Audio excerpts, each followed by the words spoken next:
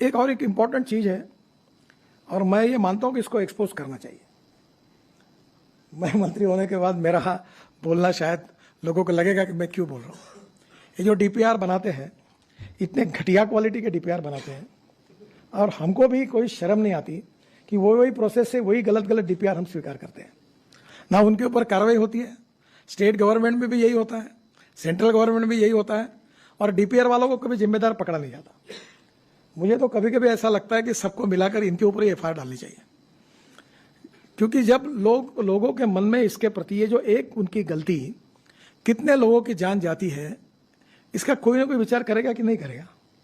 मैं भुगत भुगी, मेरा एक्सीडेंट हुआ था, मैं लीडर ऑपरेशन था महाराष्ट्र में, तब एक पेड़ पे जा red light car, police protection, siren car, 10, 12, 15 car का कैनवा होते हुए मैं एक पेड़ के ऊपर गया। पूरी गाड़ी पेड़ के कारण ट्रक के अंदर घुस गई, और वो टायर के कारण बच गया, नहीं तो पूरे कट जाते थे। मेरी पत्नी थी, बच्चे थे, सब एक्सीडेंट हुआ पड़ा। कारण क्या? तो पेड़ रास्ते में आता है, उसको तोड़ने के लिए कलेक्टर को परमिशन मांगकर 3 साल हुए पर परमिशन नहीं मिली। फिर ड्राइवर को कैटरेक्ट निकला। फिर मैंने जब जांच की मेरे पीडब्ल्यू डिपार्टमेंट में, तो 40% ड्राइवर कैटरेक्ट वाले निकले। फिर एक मुख्यमंत्री का गाड़ी का ड्राइवर अनेक सालों से गाड़ी चला रहा था, वो अंधा निकला। फिर एक केंद्रीय मंत्री का ड्राइवर, उसकी एक आंख गई थी। यानी हमारे देश में मेरे समझ में नहीं आता कि इतने सीरियस इश्यू पर कितनी उदासीनता है, और ये मेरे बोलना लोगों के सामने मुझे अच्छा नहीं लगता। और इसलिए स्वाभाविक रूप से फिर कैंप शुरू हुए कैटरेक्ट चेक करने के। टोल नाके पर कैटरेक्ट चेक किया, चश्मे देने की बात हुई। अब हमने ड्राइवर के लिए एसी कैबिन लाई। मुझे लगता है कि ये इशू शायद हमारी ये कमी होगी कि इसका जो महत्व है लोगों की जान बचाने का, शायद लोगों को समझाने में हम कम पड़े होंगे, और इसलिए ये अवेयरनेस और तैयार करना होगा। कानून के प्रति डर भी नहीं और सम्मान भी नहीं। और एक बात ये रिपोर्ट के कारण सिद्ध हुई है, तो मैं पीयूष को धन्यवाद दूंगा, कि जो प्रॉब्लम्स है, जो समस्या है, जो ब्लैक स्पॉट्स है, उसको सुधारने के बाद, उसमें कुछ सुधार करने के बाद एक्सीडेंट में और डेथ में कमी आई है। तो इसका मतलब रोड इंजीनियरिंग और ऑटोमोबाइल इंजीनियरिंग में सुधार करने से कमी आ सकती है। अब ऑटोमोबाइल इंजीनियरिंग में तो बहुत सुधार हो गया, सब लोगों ने 6 एयरबैग लगाना भी शुरू कर दिया है, अभी स्टार रेटिंग भी हुआ है। तो नेचुरली ऑटोमोबाइल इंजीनियरिंग में जो रोड सेफ्टी के लिए और हमारे लोगों की जान सुरक्षा के लिए वो हो गया है, और अगर कोई सुझाव आएगा तो करेंगे।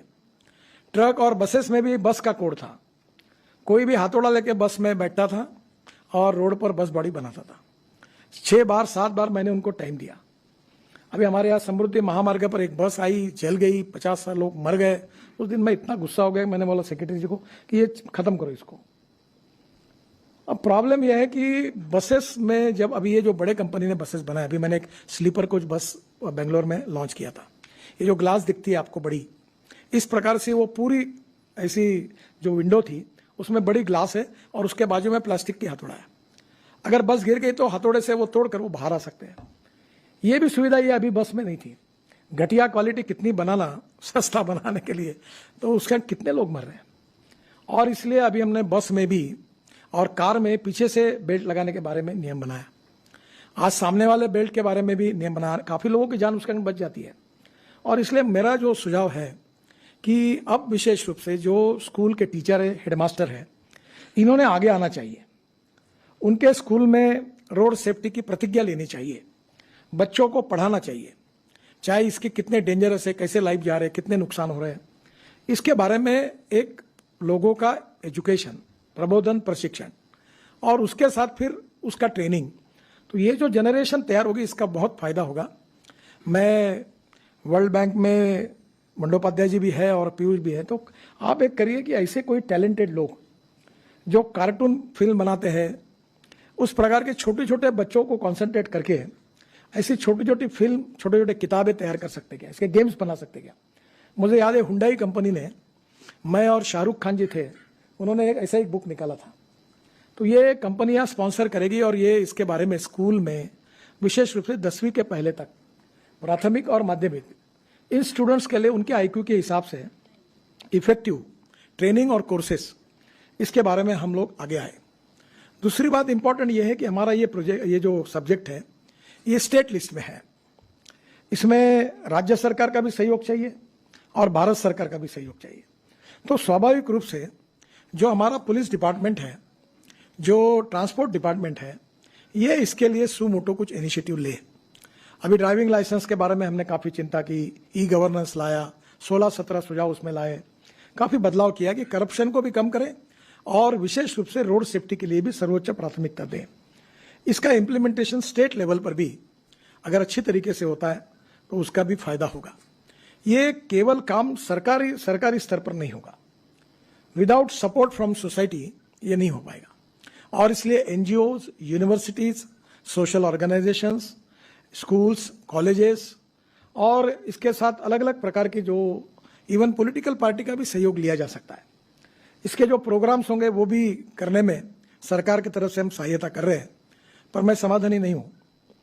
इसमें जो जो प्रकार के काम सरकारी स्तर पर होने चाहिए उसको और करने की आवश्यकता है, क्योंकि जिस प्रकार से वॉल्यूम बढ़ रहा है, 10% डेथ में और 12% एक्सीडेंट में बढ़ोतरी हुई, इसमें भी कभी कभी तो हमारे एक स्टैटिस्टिक डिपार्टमेंट है 5 साल पहले के एक्सीडेंट को नोट करता था। मेरे को इतना गुस्सा है, मैंने पूछा तुमको पगार 5 साल बाद दे दी, फिर तो 5 साल का डाटा इकट्ठा करें तो 5 साल के बाद पगार दो इनको। है ना, कोई शर्म भी नहीं आती। I am sorry to use this word. और इसलिए पहले मैंने कहा कि कुछ भी करोगे, एक्सीडेंट होने के बाद वहाँ का पीडी है, आरओ है, वो रजिस्टर करे और तुरंत 15 दिन में हमको पता हो जाए, और इमीडिएट कुछ ऐसे मेजर्स है जो वो कर सकते हैं कि भाई एक्सीडेंट हुआ तो तुरंत वो रोड की दुरुस्ती करें।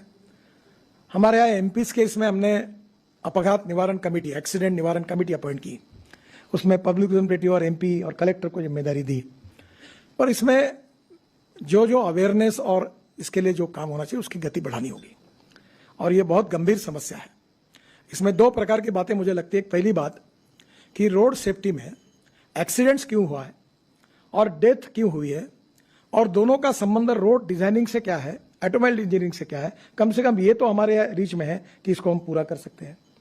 कुछ ऐसे एक्सीडेंट्स हो सकते हैं कि जो हम सब कुछ करने के बाद भी होंगे, उसका कोई इलाज नहीं है, पर जिसके कारण है वो कारणों को ढूंढकर उस समस्याओं को किसी भी स्तर पर, प्राथमिक स्तर पर उसको पूरा करना, और इसके लिए पब्लिक अवेयरनेस तैयार करना। हमारे यहाँ नागपुर में एक अच्छा प्रोजेक्ट चला, मुझे नहीं लगता था उसको सक्सेस मिलेगा, कि उन्होंने क्या किया, जो रूल्स ऑफ द रोड का पालन करते हैं उनको बोनस पॉइंट मिलने लगे, और वो बोनस पॉइंट के आधार पर कोई पिज्जा हट में उसको कंसेशन मिलने लगा, कोई रेस्टोरेंट में मिलने लगा, कोई मॉल में मिलना पड़ा, तो उसके कारण लाखों लोग अब उसका एडवांटेज लेने लगे। तो एक प्रिंसिपल और फिलॉसफी ऐसी है कि अच्छे काम करने वालों को अवार्ड और बुरे काम करने वालों को सजा। तो नेचुरली ये अवार्ड मिलने लगे, उसके कारण भी कानून के प्रति उसका पालन करना चाहिए। इसका एक अच्छा रिस्पांस मिला।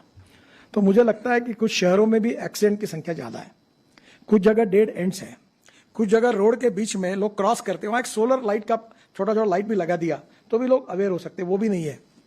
और इसका कारण जो है वो आम अधिकारियों में और जनता में भी जितनी संवेदनशीलता चाहिए उसकी और ज्यादा निर्माण करने की आवश्यकता है। और मुझे लगता है कि एक तरफ टेक्निकल रिपोर्ट पर भी काम करना, दूसरी तरफ लोगों को इसका महत्व पटाकर उनको ये कन्विंस करना कि इसमें आप भी कंट्रीब्यूट करें, जो सुनते नहीं उनके लिए कानून को इन्फोर्समेंट करके फाइन करना। और एक प्रकार से इस पूरे एक प्रकार की ऐसी बीमारी है, और जो हमारे सोसाइटी में कितने बड़े प्रमाण पर लोगों की एक प्रकार से प्राण जा रहे हैं, तो ये बहुत ही सीरियस सब्जेक्ट है। पर मुझे इस बात का समाधान है, खुशी